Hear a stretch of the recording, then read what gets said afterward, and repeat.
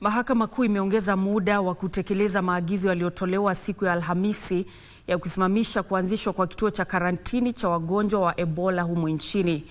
Jaji Patricia Nyaundi ameamuru serikali kutoa taarifa kamili kuhusu kituo hicho cha karantini.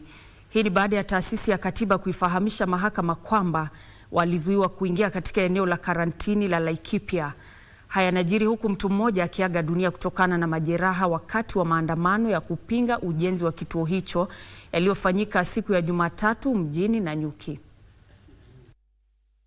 Jaji wa Mahakama Kuu Patricia Nyaundi ameongeza muda wa maagizo ya kuzuia serikali kujenga kituo cha karantini cha wagonjwa wa Ebola chini ya makubaliano na Marekani.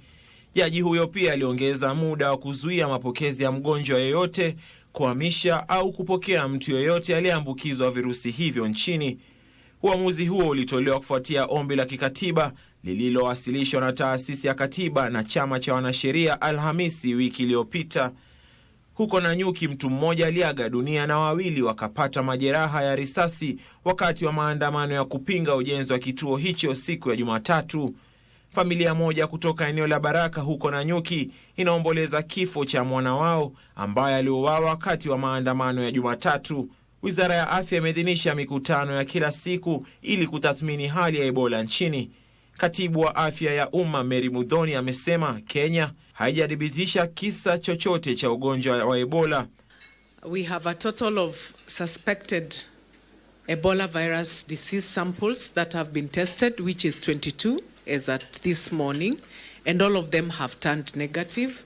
Muthoni anasema hatua kali zimechukuliwa ili kukabiliana na tishio lolote la Ebola, huku maafisa 1000 wa afya wakipata mafunzo ya jinsi ya kukabiliana na ugonjwa huo na kuzuia maambukizi.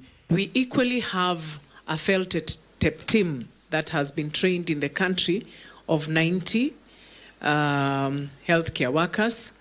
We also have other healthcare workers that have really been trained lately, about 70 of them.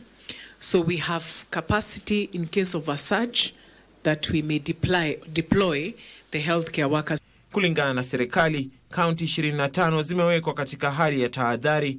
Kaunti hizo ni pamoja na Uasin Gishu, Busia, Kisumu, Bungoma, Trans Nzoia, Siaya, Pokot Magharibi, Turkana, Homa Bay na Migori.